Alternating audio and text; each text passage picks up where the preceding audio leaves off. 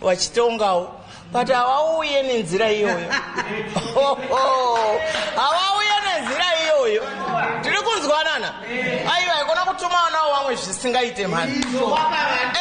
Wako aripi mwana? Iwewe ndiwo akutumwa kutuka vanhu. Makambozwa zvakaitika kuIran. General, a whole general, akanongwa nei inozi kuuraiwa nedrone.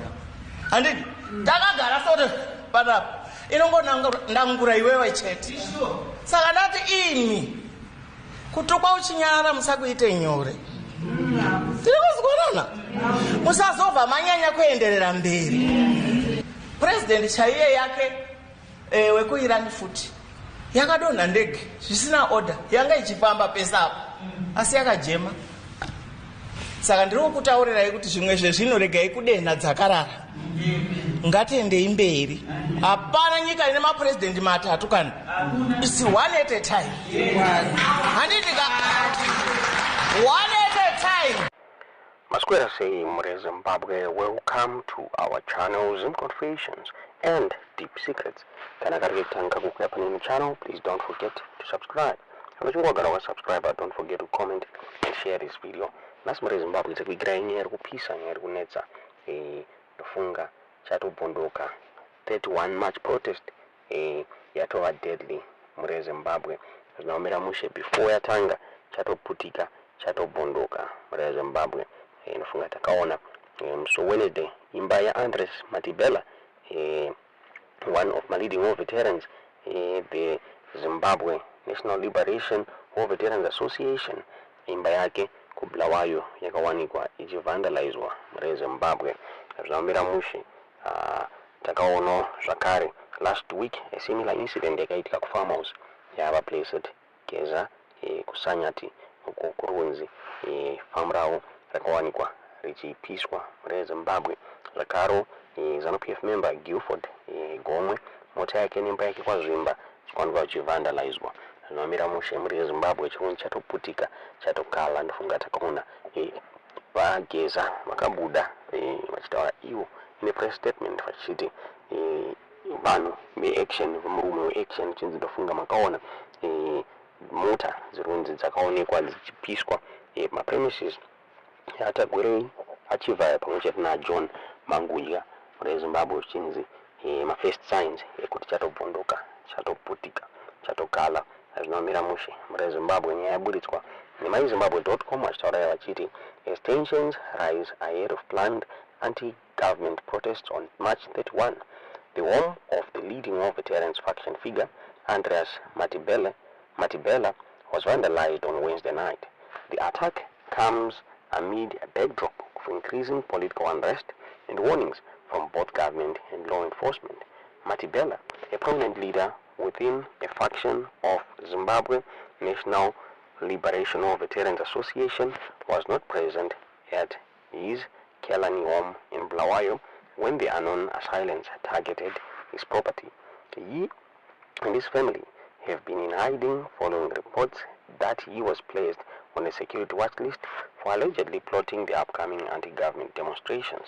This incident follows a similar attack last week on the farmhouse of outspoken war veteran Blessed Bombshell Geza in Sanyati. Geza, like Matibela, is also in hiding, fearing retribution for his vocal opposition to the current administration.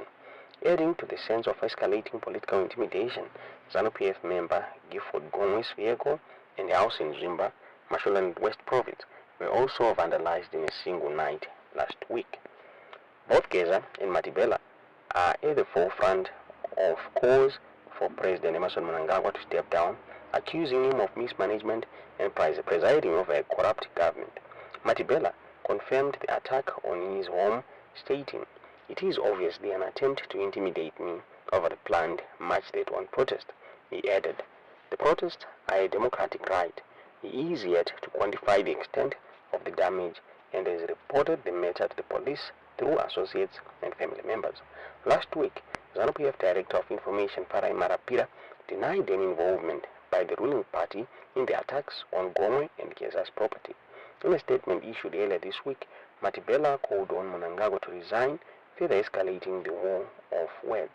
We call on Parliament to immediately move to impeach Emerson Mnangagwa as provided for under Section 97 of the Constitution.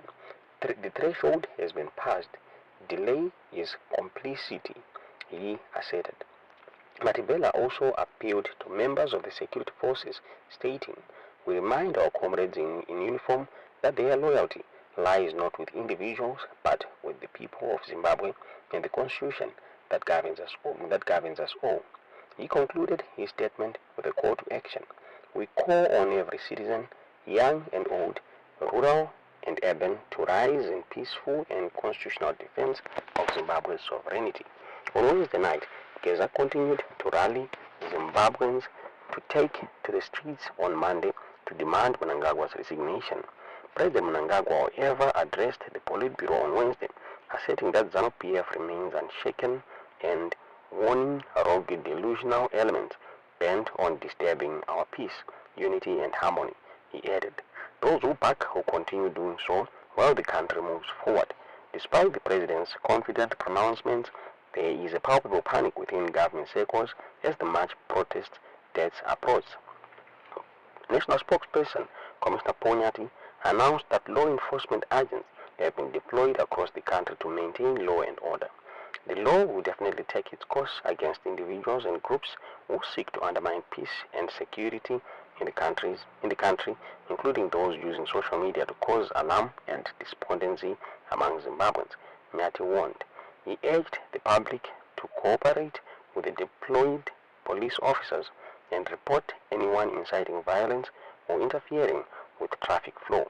Officer Commanding Police Harare District Superintendent Michael Maswiswi has issued a ban on the carrying of traditional weapons within his area of jurisdiction.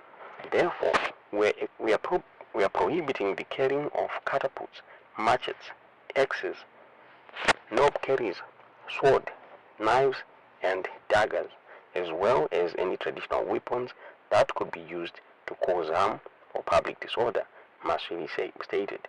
He warned that anyone found in violation of this prohibition will face a fine or imprisonment. The current political climate in Zimbabwe is reminiscent of the events leading up to the late former President Robert Mugabe's forced resignation in a November 2017 coup. A Twitter user, Chimama, expressed concern over Matibela's situation, writing, "After declaring him a person of security interest by Central Intelligence Organization and restricting him from leaving Zimbabwe, look at what happened to his property now." Unrest Ethan Matibela, leader of a faction of the Zimbabwe National Liberation of Veterans Association, cry my beloved Zimbabwe. His crime was to speak against corruption and mismanagement of our country. As Zimbabwe approaches March 31st, the stage is set for a potentially volatile confrontation between anti-government protesters and security forces. Ndo maburito wetu nyaya muri Zimbabwe na myzimbabwe.com. Singaziye kuti munaona sei tuweze zvamuri kufunga pamusoro penyaya iyi comment section.